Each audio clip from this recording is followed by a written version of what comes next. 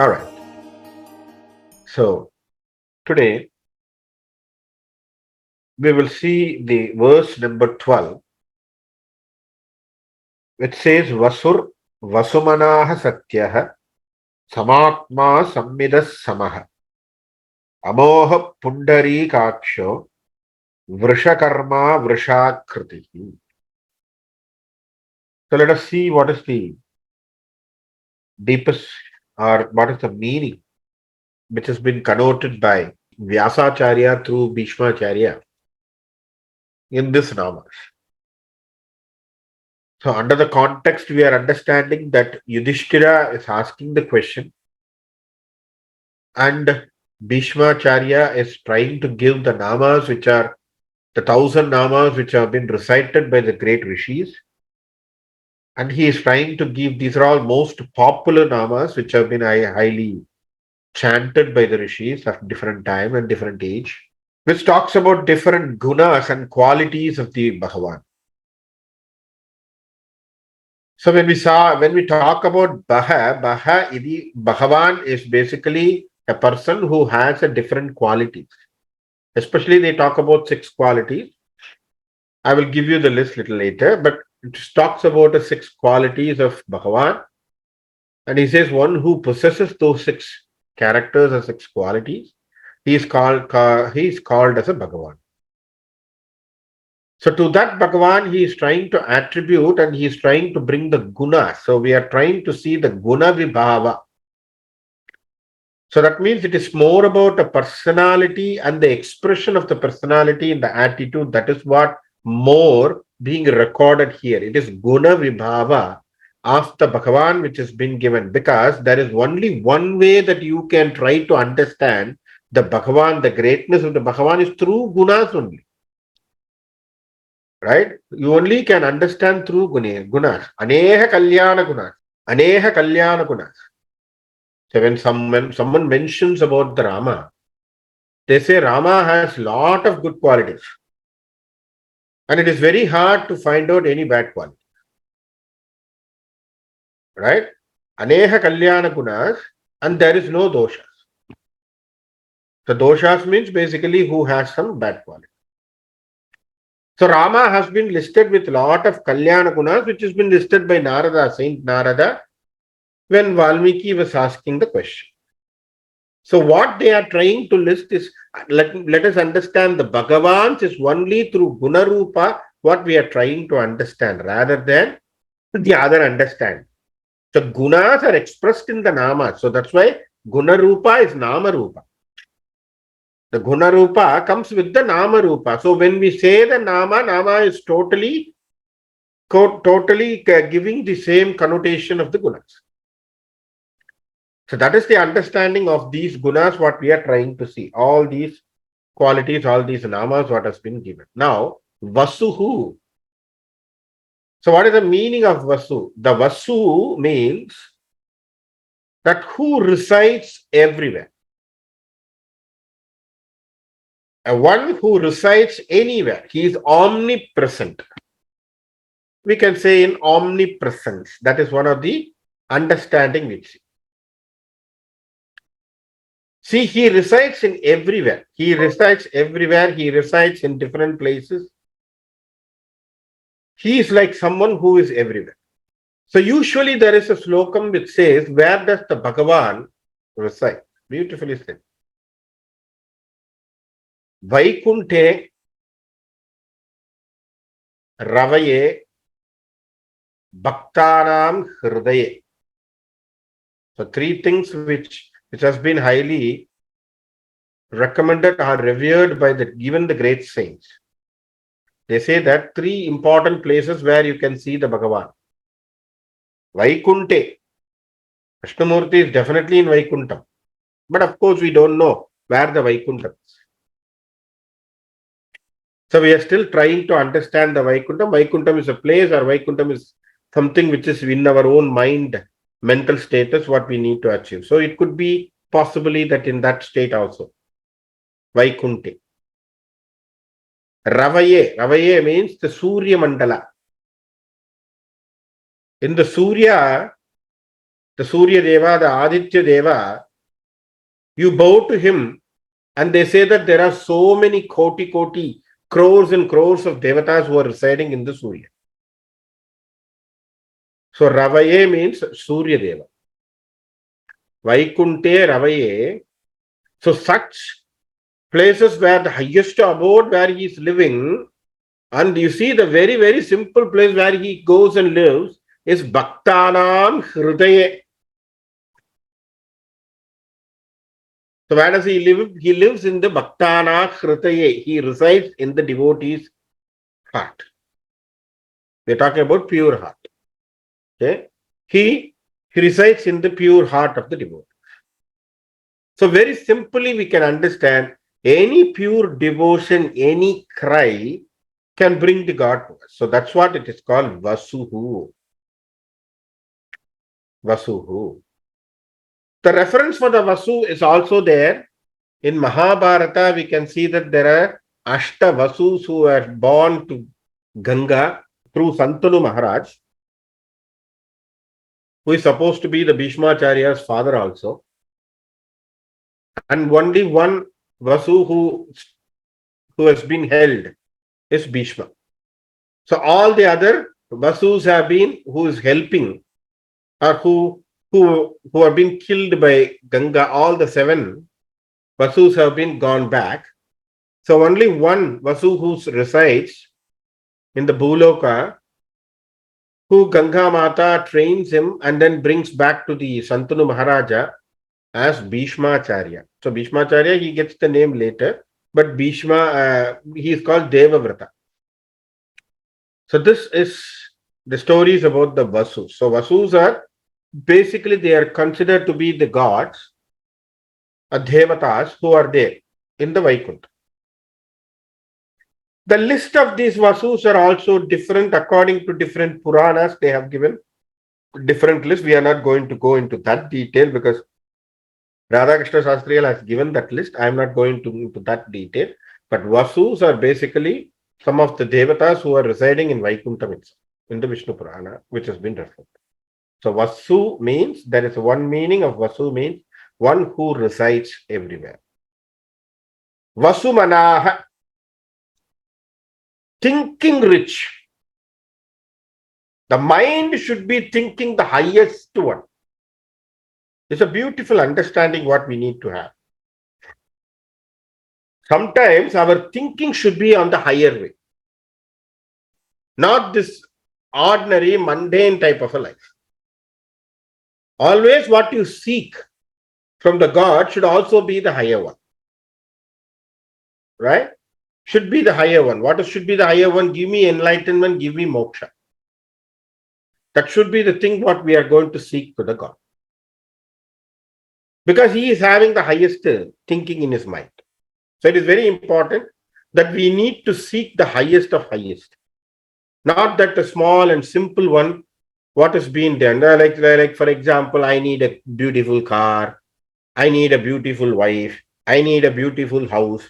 So all these things are very, very mundane type of a thinking, a materialistic pursuit thinking, for which you are trying to seek to the Bhagavan, because Bhagavan is there to give you the highest of highest. Highest of highest. So everyone comes to Bhagavan for different type of understanding, a different type of seeking, right? So they want to seek the Bhagavan for different pursuit. But what we need to understand, he is the highest. His thinking is very high. So beautifully, there is one incident which is always said. It was a little comical, humorous incident, which has been referred by one of the speaker in Tamil. But I will recite it. It's really good. 2 beggars were traveling in train without ticket. And they were traveling in a train. It's a passenger train. The passenger train is passing slowly. And of course, they are trying to cross very big, huge paddy field in the Kaveri Delta region. Those days, I'm not talking about today because of the drought and there is no rain, and also there is no much of a paddy cultivation now. So we are having some problem. But those days, the paddy cultivation is so huge lands and hectares of land where you can see all green, lush green everywhere. So two beggars were sitting there and looking at this lush green grass and lush green paddy field. And one beggar is telling to the other beggar and says, "Oh, wow, what a beautiful scene this is. Wow, what a beautiful scene this is. You see so much of big lands, and you can see everywhere this lush green paddy field is there. Supposing if I have a small bit of a scent, if I have a small bit of a piece of a land, a cent of a land, 1 cent of a land, I could be definitely rich." See, the beggar is thinking on that. The next beggar who is sitting, who is listening to the narration from that first beggar, he slapped him like a big blow. Now, this beggar who was the first fellow who narrated that he's thinking of having a 1 cent, he was said, "Why are you beating me? Why are you slapping me?" He said, the second fellow said, "Are, we are beggars. For us, we are not going to even get one cent, not in even a 1 centimeter of a land. Right? It's very hard for us to even get that 1 centimeter of a land. So to think big, why you are still like a beggar thinking in a small restricted way? Think that the entire paddy field should be yours. Think big. See, what I want to stress is maybe this is a humorous incident. Maybe this is about a materialistic thing, but we have to understand think big is one of the biggest vision what we need to have today. Today, one of the leadership quality, a leadership motto, a leadership objective, leadership goals, what we are talking about today in this modern world, they should always think about this beautiful Nama of Vishnu Sahasranamam, which is called Vasumanaha, who is having a great, rich mind, greatest, highest mind, where he is going to give. Vasumanaha. Satyaha, who is always residing, who is always going to be there. Satyam means here we are talking about an absolute. So here we are referring to a very important concept called absoluteness. So when we say absoluteness, that means that which is very permanent. That which is very permanent. So we can equate the Satyam into the Bhagavad Gita, where in Bhagavad Gita there is one saying goes like there is one pragya called Ritambara pragya. It's called Ritam. Ritam means that which is absolute, which is never changing, which is unchangeable, which is going to be the same. It doesn't change. How can this quality be there? A quality which is not changeable. The quality which is changing can always be a problem, right? So we cannot predict it. How the quality is. Today he is in a different mood. Tomorrow he is in a different mood. Think about that way, right? Some of the time we do have this problem even with our fathers or someone. So when he goes out and comes into house, he may have a different type of a mood. And after some time, then you have to, pacify him, give him water, give him coffee and all those things, and then pacify him and then talk to him. Then he will be back to his normal mood. So we have this people's having these different types of a mood itself, fluctuation in their attitude, fluctuation in their gunas. But this is not there for Bhagavan. Bhagavan is always with one perfect goal, with one perfect guna, where he is always permanent, where he is always nityaha. So that's why we say agama payana anityas. What is that? That which comes and goes are going to be totally not permanent. Agama payanaga anityaha. That which comes and goes is not going to be the same season, material, fame, children, life, marriage life, money, all these things, gunas, guilty intention, right? Getting jealousy, enmity, all these things are impermanent. Very, very important one. So they are not satyaha, agama payana anityaha. That which come and go is not going to be the permanent. So what is permanent? Only one thing which is permanent. What is that? The nature, the divinity, the spiritual, the highest of highest is always permanent. How do we understand? We believe that divinity is everywhere. We believe that divinity is totally the same. It is not the different. Why? It shines the same way. Think about sun. Sun shines the same way as it shines on you, on a dog, on a garbage can. Doesn't matter. Correct? If it is the same, it's going to give you the same treatment. Sun shines the same radiance, the same heat and the same light. What is going to give? It will give you the same thing. Whether you as a human being, or whether there is a creature like a dog or cat or raccoon which is there, or if it is a garbage can or recycle bin or whatever it is, it's also there. All the way the sun is going to be the same. The treatment is all the same. The receiving end is only the person who is going to have the change. So that means what? They are always the permanent. They are always the same. So they don't change. That which doesn't change is called truth. That which doesn't change is called absolute truth. We will say absolute truth. Okay, this is what even Upanishads and everything is talking about. Satya. Ishanam sarvam jagatih. So the entire world is filled with the Isha. Sat. Samatmaha. One who is residing at the stable mind. Stable mind, very important, right? Stability in the mind is very, very important. Doesn't have any hatred, doesn't have any enmity. Very, very, very difficult thing to have. Right? Very, very difficult thing to have. Friendship is easy. I can always say I love. I can always say I love my friend. I can always say I love this material. I can always say I love many things. What is very difficult for you? I love my enemy. Can you say that? No.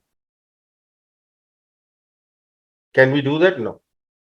It's a very, very difficult point, right? It's a very simple statement, very hard to practice. What is it? What Bhagavan Baba has given a very simple statement. His slogan is that, but very hard to practice. What is that? Love all, serve all. So for us, love, not all, with exception, serve with exception. Because we have a choice. To whom we need to love.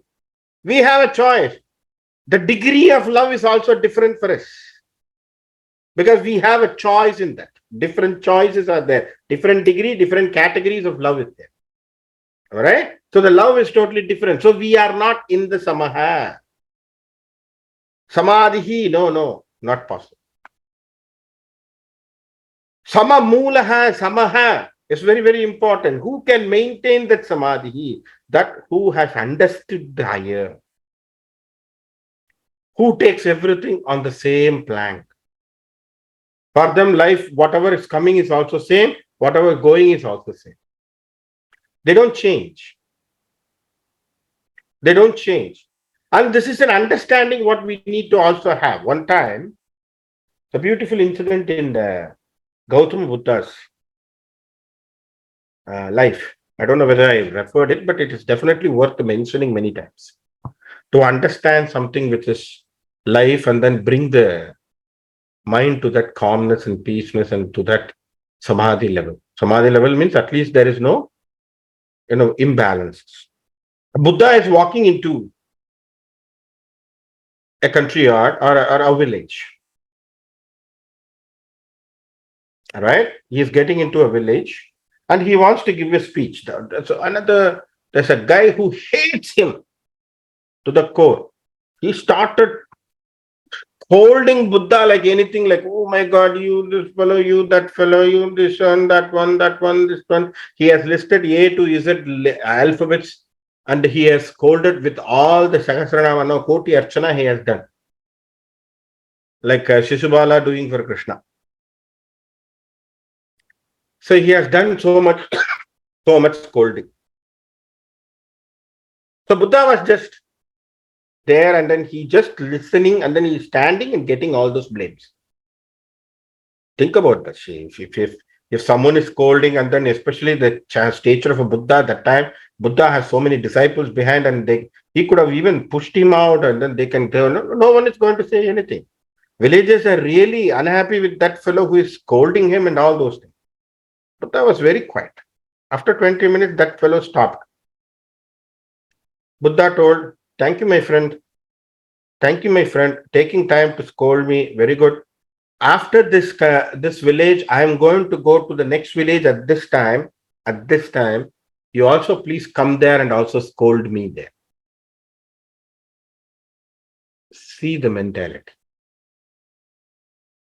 If we are in that situation, can we take it in the samadhi? No, because the moment he starts criticizing, the moment one blames comes, the moment one critique comes, we are very sensible. We start reacting. Either we will be defensive, or we will try to get emotional and we will cry, or we will break down, nervous breakdown, emotional breakdown, anxiety, stress, depression, everything will come. And then we start thinking we are inferior. We don't have anything in our life. We are good for nothing and all those things. We start evaluating ourselves in most those things because we don't have confidence in what we are. But Buddha never, ever had any, even a small, small level of a pinch or inch level of discomfort in his face. Nothing. Even the body language was not like this. See, sometimes you can see the leaders, if someone is scolding and criticizing, though they don't show that, their body language will show. But this Buddha is just standing still and just listening to every scolding what the other guy is giving to him. He's blaming, bashing him with all the words, very abusive words. So after that, he told, thank you, my friend. You have taken time to blame me. I'm going to go after this village. I'm going to visit that village. I'm going to be there. At this time, you also please come and do your service there. This is something very, very important because someone asked why this was happening. Some of the disciples told, how come Buddha you are being there? Because he told, he is never insulting Buddha inside me. He is never insulting the Buddha inside me. He is insulting the Sarira of Buddha. So I am nowhere connected with that. This is what we talk about samadhi, samana. So this is very, very important quality what we need to understand. Asamitaha, next nama, asamitaha. So one who cannot be measured. One who is beyond the measurement.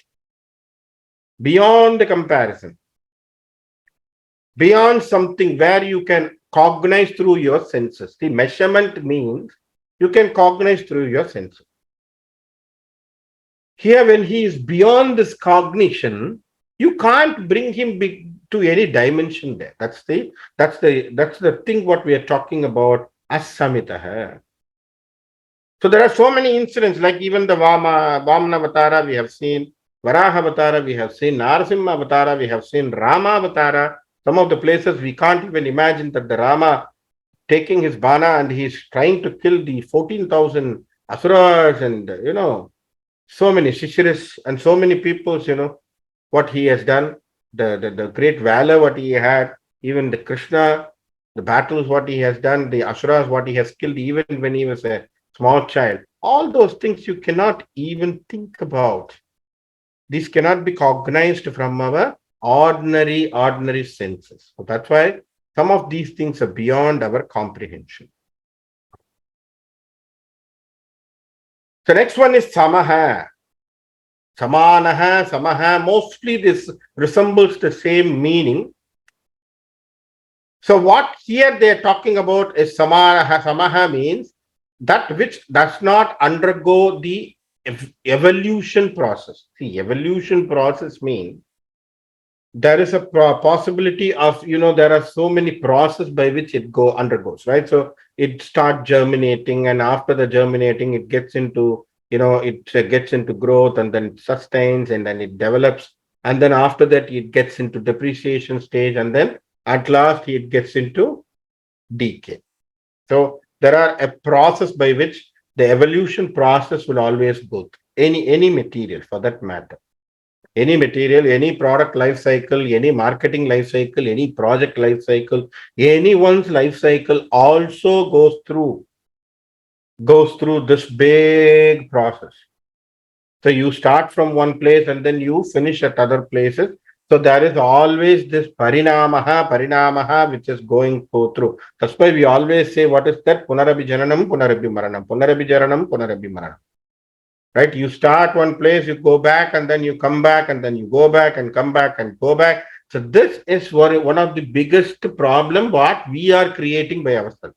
So because we are always having desires, so that desire makes us to come back, like we are running between the two wickets in the cricket. Running between the wickets, we are running here and there, always running for the runs and chasing the target. But what happens? You are chasing for someone else. You are not going for your own development. So samaha, right? So one who is not undergoing any evolution process. So then he is samaha. Amoha. The next one is called amoha. One who does not waste any resources. Very important point. They don't waste any of the things. They know for any purpose whatever has been created. So whatever you have done, they will take it. Okay?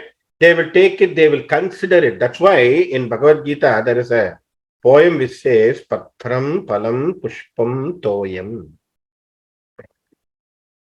Arjuna, he says in devotion, Arjuna, if you don't have any materials in front, if you think that I cannot offer big things, very simple. Patram, a leaf. Phalam, a fruit. Pushpam, flower. Toyam, there are two meanings in toyam. One is toyam is the water drop. Another one, toyam is your eye drops. That what you cry, even a small little teardrop is considered to be the best devotion. Bhagavan Krishna says, Patram Palam Pushpam Toyam. So even that submission, he considers it. So that's why he doesn't even waste that resource, right?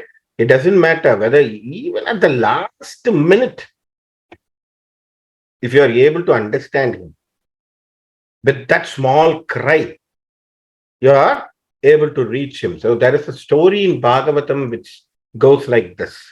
His name is called Ajamilan. This Ajamila, while he was living, he was having a lot of desires. He was having a lot of desire that his own children and his own son should live, and then they should be living prosperity and all those things. So he was always with the Santana Prapti. He was loving his wife, and he was trying to have a lot of Santanas, and he is loving his own children, their upliftment, only their thinking and their thinking on. And almost he is in the deathbed. So Yamatutas, Yamakinkanas were there, and then they want to take this fellow to the Yamadarba. So they were ready. Now he's going to do his last, he's going to leave his last breath. So what this fellow does, that simple minute, he remembered his first son, to whom he has given the name Narayana.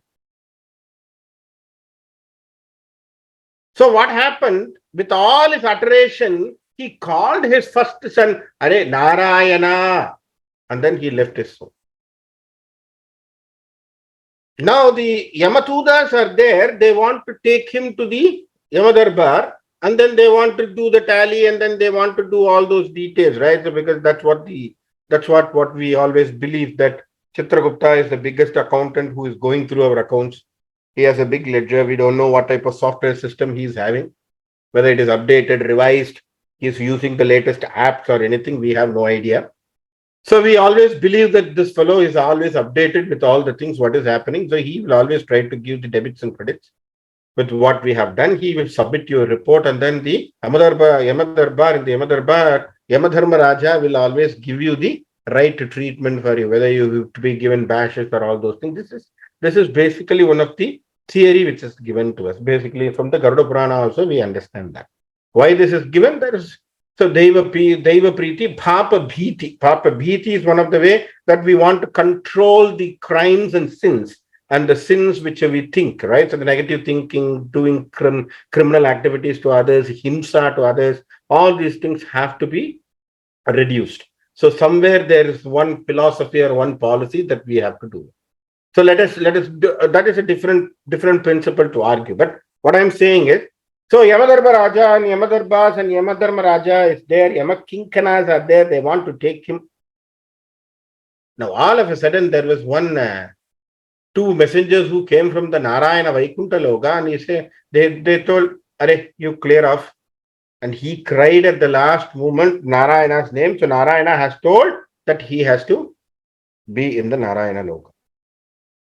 So Ajamilan was taken to the Vaikunta Padavi for him. Why? Because at the last minute, at the last breath, he cried out Narayana. Though he was crying to call his own son, but it was considered to be that he is uttering the Lord's name. That's why we say, even Bhagavan Sathya Sai Baba says, you take one step. This is what the one step is.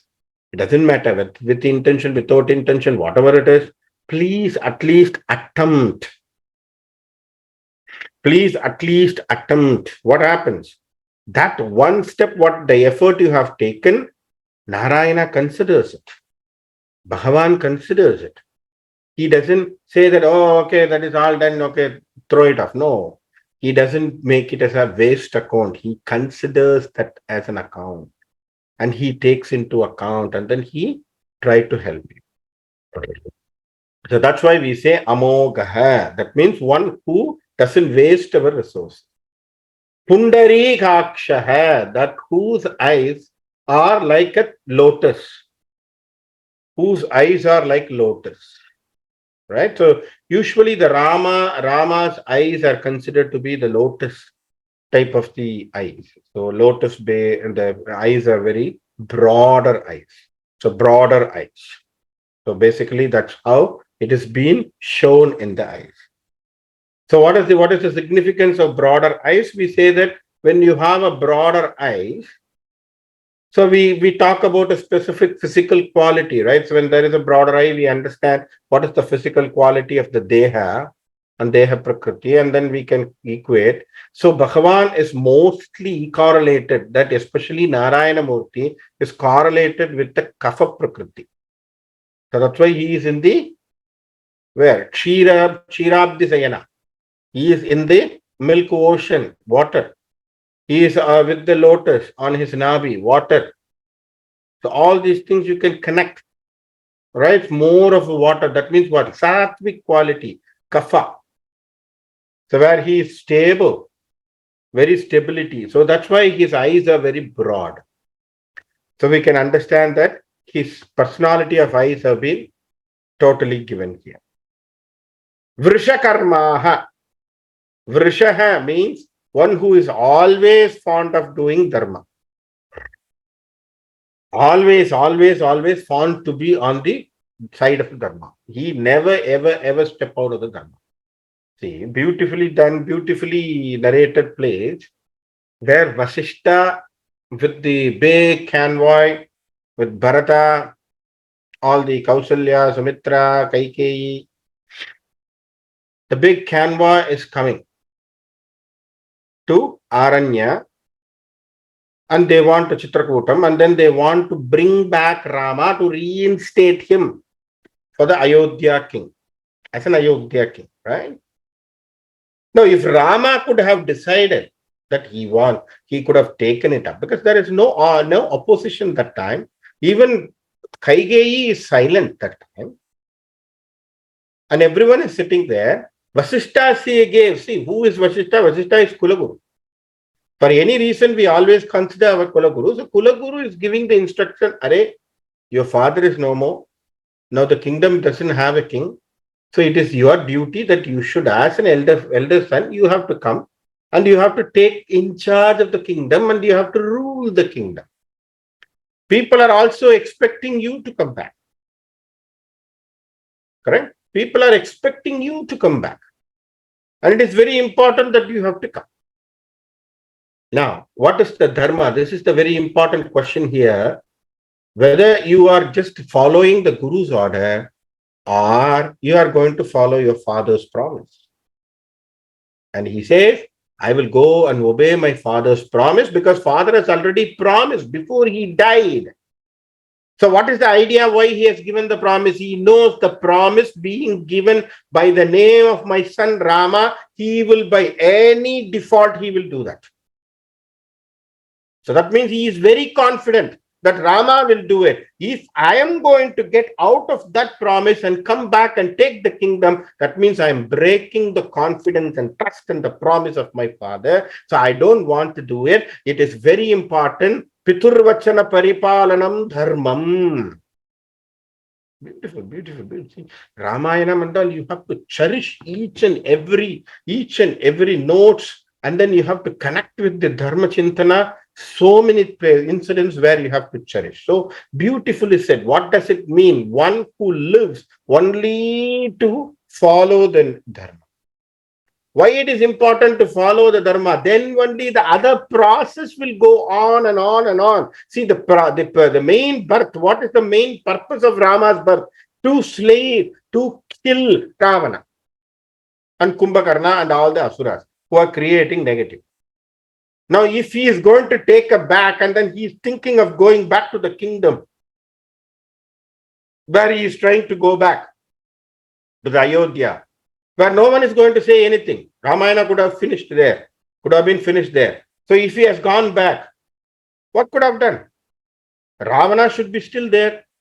Kumbhakarna should be still there. All the Asuras should be doing all the domination. Demonic qualities could have grown bigger and bigger and bigger. So Rama took that decision because he wants to stand for the goal of what is Avatara, the mission of his Avatara. So this is what we talk about Dharma. So the process of evolution. So you stand on the process of evolution. You don't give up the process. Anytime you don't oppose it. You don't oppose it. That's what is called Vrishakarma.